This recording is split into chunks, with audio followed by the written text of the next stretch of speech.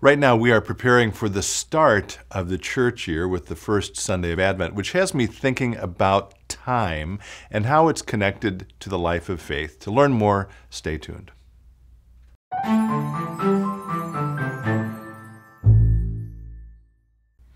Hello, friends. Pastor Tim Westermeyer here. Good to be with you today, as always.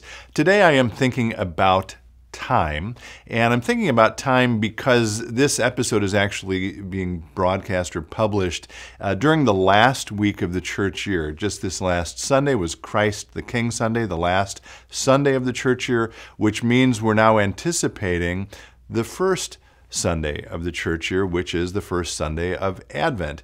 And you will notice that the way we mark time in the church, therefore, does not sync up with how we mark time in the secular world. Of course, we begin the year in the secular world on January 1st, and then we mark time.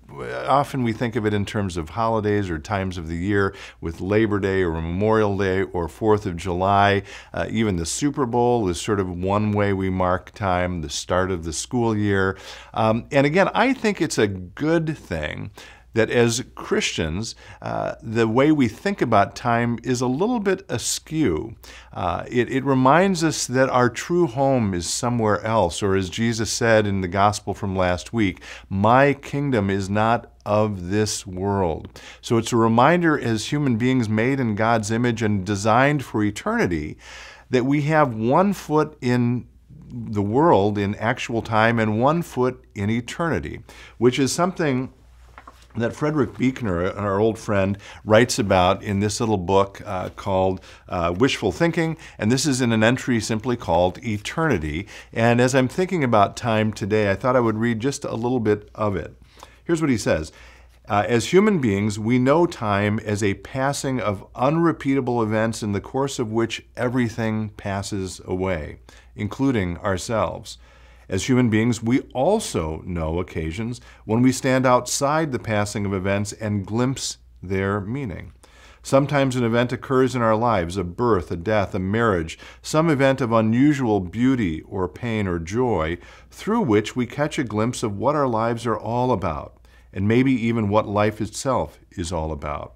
And this glimpse of what it's all about, in quotes, involves not just the present, but the past and the future too. Inhabitants of time that we are, he goes on, we stand on such occasions with one foot in eternity. God, as Isaiah says, inhabits eternity, but stands with one foot in time. The part of time where he stands most particularly is Christ, and thus in Christ we catch a glimpse of what eternity is all about, what God is all about, and what we ourselves are all about too.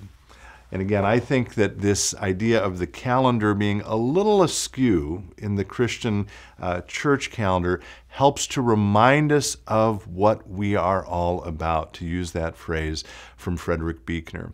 And so as we anticipate one of the high points of the church calendar, namely Christmas, through the 4 weeks leading up to Advent, here at St. Philip the Deacon, we invite you to follow along every day. We'll do a daily Advent devotion using a little book from another well-known author, a pastor here in the States named Adam Hamilton. It's called The Journey, Walking the Road to Bethlehem, a Season of Reflections. And so every day, one of the pastors from St. Philip the Deacon will read an entry from this. It includes a little Bible verse, a reflection from Adam Hamilton, and then a short prayer. So we hope you will join us in this journey as a way of reminding us of what's really important and who God made us to be. And a blessed Advent as we anticipate this first season of the church year. Thanks as always for being with me. Be well, stay in touch, and God bless.